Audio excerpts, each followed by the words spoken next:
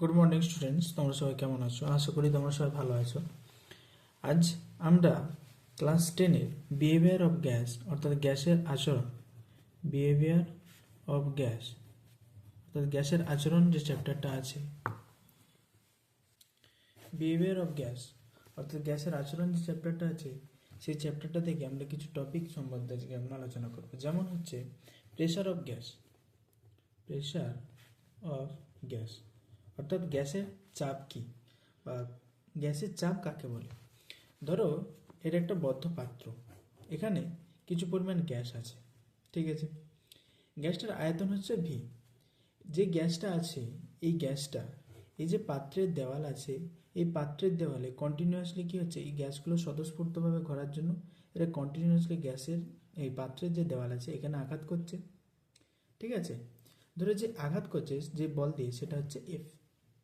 আমরা জানি pressure P is equal to F আপন এ, অর্থাৎ প্রযুক্ত বল বাই ক্ষেত্রফল। তাহলে প্রযুক্ত বল কত? অনুর দ্বারা এফ।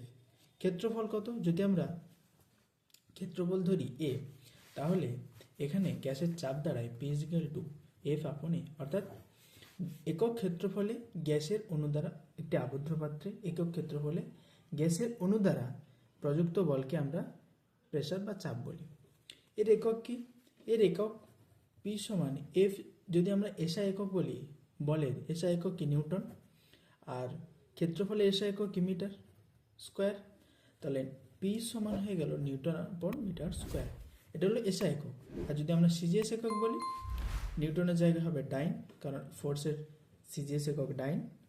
আর এরিয়ার সিজিএস একক হচ্ছে সেন্টিমিটার স্কোয়ার, তাহলে ডাইন আপন সেন্টিমিটার স্কোয়ার। নিউটন আপন মিটার স্কোয়ার এটাকে আমরা পাস্কালও বলে থাকি, ঠিক আছে। আচ্ছা, এরপরে আমরা দেখব যে বয়েলস ল। বয়েলস ল, বিজ্ঞানী বয়েলস গ্যাসের চাপ এবং আয়তন সংক্রান্ত একটি সূত্র প্রতিস্থাপনা করেছিলেন। সূত্রটা এমন ছিল যে যদি কোনো একটি গ্যাসের উষ্ণতা এবং সেই গ্যাসের ভর নির্দিষ্ট থাকে, তাহলে গ্যাসটির চাপ, গ্যাসটির আয়তন চাপের সাথে ব্যস্তানুপাতিতে পরিবর্তিত হবে। অর্থাৎ যদি কোনো একটি গ্যাসে, ধরো একটি আবদ্ধ পাত্র, সে আবদ্ধ পাত্রে কিছুটা পরিমাণ গ্যাস আছে, সেই গ্যাসের ভর এবং তার উষ্ণতা এই দুটো স্থির আছে। যদি স্থির থাকে, তাহলে আমরা যদি একে প্রেশার দিই উপর থেকে, কোনো পিস্টনের সাহায্যে, ভ্যাকুয়াম পাম্পের সাহায্যে যদি প্রেশার দিই, এর আয়তন কমে যাবে। আবার যদি প্রেশারটাকে রিলিজ করে দিই, এর আয়তন কী হবে? বেড়ে যাবে। সিম্পল জিনিস। ধরো এটা একটা নর্মাল যখন আয়তন ভি, সেই সময়ে যখন প্রেশার পি। এবার ধরো আমি আয়তন বাড়িয়ে দিচ্ছি, আয়তন যদি আমি বাড়িয়ে দিই, অর্থাৎ ধরো বা আমি চাপ যদি বাড়িয়ে দিই, ধরো এখানে পিস্টনটা ছিল, এখান থেকে আমরা চাপের পিস্টনটা এখানে করে দিলাম, তাহলে গ্যাসের যে অণুগুলো ছিল এখানে, এদের আয়তনটা কি হলো? ছোট হয়ে গেল। আগে আয়তন ছিল ভি1, এখন হয়ে গেল কি? ভি2। আগে প্রেশার ধরে ছিল পি1, এখন হয়ে গেল কি? পি2। তাহলে কি হলো না, যদি আমরা আয়তনটাকে বাড়িয়ে দিই, তখন কি হবে না, প্রেশারটা যে কোনো গ্যাসের কমে যাবে। এটাই বলেছিল বিজ্ঞানী বয়েলস। এবার আমরা এই যে সমানুপাতিক চিহ্ন, এটাকে তুলে আমরা একটা সমানুপাতিক ধ্রুবক বসাতে পারি। ধ্রুবকটা কি না, ভি সমান কে আপন পি। কেটা হয়ে গেল কি? সমানুপাতিক ধ্রুবক, সমানুপাতিক ধ্রুবক, ঠিক আছে। অর্থাৎ আমরা এমন লিখতে পারি পিভি সমান কি? কে। পিভি সমান কি? কনস্ট্যান্ট। অর্থাৎ কোনো একটি গ্যাসের প্রেশার এবং আয়তনের গুণফল সর্বদা কনস্ট্যান্ট থাকবে, অর্থাৎ ধ্রুবক থাকবে। যদি কখনো প্রেশার কমানো হয়, তাহলে কি হবে? আয়তন বেড়ে গিয়ে সেই পি এবং ভি এর যে গুণফল সর্বদা সমান হবে। এটাকে নির্ভর করে আমরা কিছু গ্রাফ আঁকতে পারি, যেমন পি ভার্সেস ভি এর গ্রাফটা কেমন হবে। ধরো এক্স অক্ষ বরাবর আমরা পিকে নিলাম এবং ওয়াই অক্ষ বরাবর ভিকে নিলাম। তাহলে যদি আমরা পিকে বাড়াই, ভি কী হবে? কমে যাবে। আবার ভিকে যদি বাড়িয়ে দিই, তাহলে পি কী হবে? কমে যাবে। কারণ কি না, P V is equal to constant. তাহলে কী হবে? ধরো ভিকে আমরা ওয়াই অক্ষ বরাবর যেহেতু ভি আছে, আমরা ভিকে বাড়ালাম। যখন আমরা ভিকে বাড়াবো, পি নির্দিষ্ট একটু কমে যাবে। আস্তে আস্তে আস্তে আস্তে কী হবে? যদি আমরা ভিকে বাড়াতে থাকি, ভিকে কমাতে থাকি, পিটা বাড়তে থাকবে, ঠিক আছে।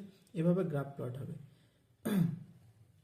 গ্রাফটা হবে কীরকম, সমপরাবৃত্ত, সমপরাবৃত্তীয়।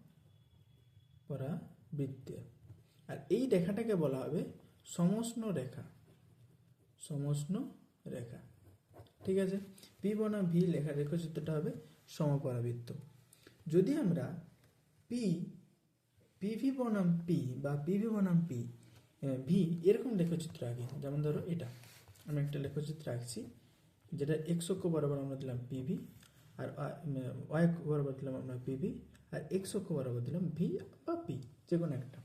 তখন কি হবে, যেহেতু পিভি সমান কনস্ট্যান্ট, পিভি সমান কি কনস্ট্যান্ট, তাহলে কি হবে না পিভি ভি এর মান যাই হোক না কেন একটা নির্দিষ্ট টেম্পারেচারে পিভির মান নির্দিষ্ট হবে। ভি এর মান তুমি বা পি এর মান যদি ধীরে ধীরে বাড়াতে থাকো, পিভির মান কিন্তু কনস্ট্যান্ট থাকবে। ধরো আমি একটা উদাহরণ দিয়ে বলে বুঝিয়ে দিচ্ছি, দেখো ইজি হবে। পিভি সমান ধরো 36, আমি বললাম যে পি গুণিত ভি সমান 36। ইনিশিয়াল স্টেজে পি সমান হচ্ছে 9, ভি হচ্ছে কত 4। ঠিক আছে, এবার ধরো যেহেতু পিভি সমান কনস্ট্যান্ট অর্থাৎ 36ই হবে, তুমি যদি পি এর মান বাড়িয়ে 6 করে দাও, ভি এর মান তখন কী হয়ে যাবে, পি এর মান কমিয়ে যদি 6 করে দাও, ভি এর মান বেড়ে তখন কী হয়ে যাবে 6 হয়ে যাবে, কারণ 36টাকে এটাকে ম্যাচ করতে হবে, তার কারণ পিভি সমান কনস্ট্যান্ট। আবার ধরো তুমি পি এর মান কমিয়ে 3 করে দিলে, তখন ভি এর মান কী হয়ে যাবে 12 হয়ে যাবে, তার কারণ এই পিভিটাকে ম্যাচ করতে হবে, কারণ পিভি সমান কি কনস্ট্যান্ট, তাহলে 3 গুণিত 12 তখন হয়ে যাবে কি 36। সেম একটা নির্দিষ্ট টেম্পারেচারে এরকম হবে। তাহলে একটা নির্দিষ্ট টেম্পারেচার ধরো T1-এ, এই T1 ডিগ্রি সেলসিয়াসে টেম্পারেচারে, একটা নির্দিষ্ট টেম্পারেচারে এই গ্রাফটা এইরকম হবে। আবার ধরো T2 ডিগ্রি সেলসিয়াসে তার গ্রাফ আলাদা হবে, কিন্তু হবে কীরকম না এক্স অক্ষের সমান্তরাল, এক্স অক্ষের সমান্তরাল। এটা কেন হলো এক্স অক্ষের সমান্তরাল, কারণ ভি বা পি আমরা এক্স অক্ষ বরাবর রেখেছি। যদি আমরা ভি বা পি এটাকে আমরা ওয়াই অক্ষ বরাবর রাখতাম, তখন সেটা হয়ে যেত কি ওয়াই অক্ষের সমান্তরাল। ঠিক আছে, আজকে এই পর্যন্ত, দেখা হচ্ছে পরের ভিডিওতে।